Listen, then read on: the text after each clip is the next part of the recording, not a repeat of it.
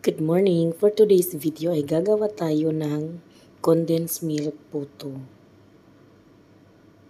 So nilagay ko na dyan yung 4 cups ng all-purpose flour. Nilalagyan ko siya ngayon ng 4 tablespoon ng baking powder.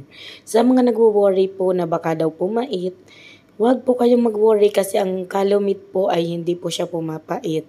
Saka ang tamang ratio po talaga ng puto, 1 cup na all-purpose flour, 1 tablespoon ng baking powder. Ganon po talaga siya. So, ngayon naman maglalagay tayo ng vegetable oil ito. Itong nilalagay natin. 2, 3, 4, 5. Bali, 5 tablespoon yung nilagay natin. Actually, minsan 1/2 cup ang nilalagay ko sa ganyan.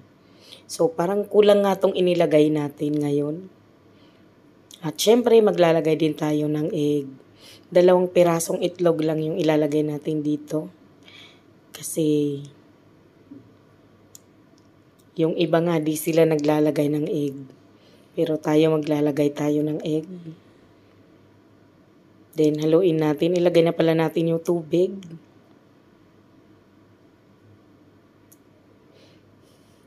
1 cup. 2 cups. 3. 3.5 lang muna yung ilalagay natin ditong tubig kasi maglalagay tayo ng condensed milk. So, itong condensed milk, considered as liquid din ito. Baka ma-over sa tubig yung gagawin natin.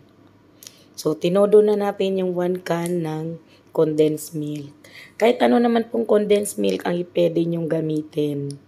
So, hindi po ako ngayon mag-a-add ng sugar. Kahit 4 cups, tapos isang condensed milk lang, di po ako mag-a-add ng sugar. Pero kung gusto nyo pong gayahin ng video na to, sinasabi ko na po sa inyo na matabang po ang timplada na to. Kasi meron akong kaklase na hindi siya pwede sa matatamis. Kasi may diabetic siya. Diabetic siya na tao. So, baka naman pumunta siya tapos hindi siya makakakain. Kaya di na tayo naglagay dito ng sugar. Pero ang tama po talaga, dapat maglagay ka pa dito ng at least 1/2 cup na sugar. Kasi matabang talaga yung kakalabasan nito. Pero sa amin, since talagang mga kakilala ko yung kakain nito at alam ko na hindi sila sa matamis, kaya okay na lang din na matabang yung magagawa natin. So, sinasabi ko lang po ito sa mga doon sa gusto talaga nila yung standard na lasa. Kailangan magdagdag ka pa dyan ng 1/2 cup ng white sugar or more. Pwede up to 1 cup. Okay, so haluin natin itong mabuti. Pero no need na sobrang halong-halo kasi baka ma-overmix na rin naman kasi sasalain pa natin to. So, habang ginagawa ko po ito, ay inutusan ko na rin yung anak ko na mag-slice ng cheese since puto cheese nga yung gagawin natin. Tapos, nagpakulo na rin pa ako ng tubig sa steamer.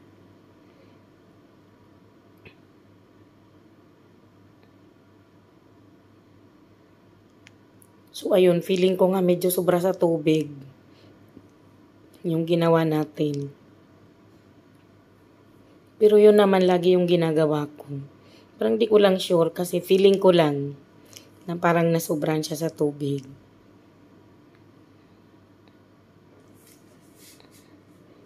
Three and a half cup kasi yung nilagay kong tubig. Tapos naglagay pa tayo ng ng 1 can ng condensed milk. So ito na yung sabi ko, nag-prepare na ako dito ng pagsasalaan ng mixture para walang buo-buo sigurado. O ayan, nakita nyo naman meron pa talaga siyang mga buo-buo. So, pag nakalabas yan dito sa ating strainer, siguradong makinis na yan.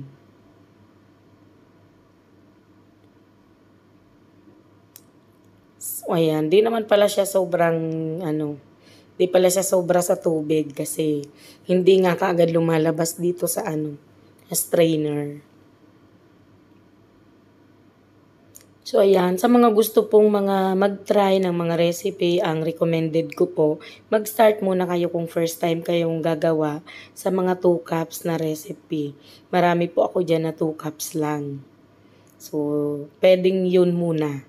'Pag na-perfect mo na sa 2 cups, mag-try ka na sa 4 cups. Maglagay na tayo dito sa mga molder. Nilalagay ko po talaga diyan ay 2 tablespoon kasi medium man itong molder pero gusto ko malaki. Saka para mabilis lang. Kagaya po nito 4 cups, ang nagawa ko ay 63 pieces na puto. Kahit dalawang tablespoon yung nilalagay ko diyan. Then, steam ko po ito ng 10 minutes kasi kasabay na po yung cheese na ini-steam ko. Kasi yung nabili ko ngang cheese ay Pure Foods ba yung tatak or CDO? Ano siya, di siya natutunaw kahit isabay. So, ito na again, ang gamit lang natin yung rice cooker. Ayan, sinabay na po yung cheese. At after 10 minutes, ito na po yung naging result. Maganda naman yung alsa.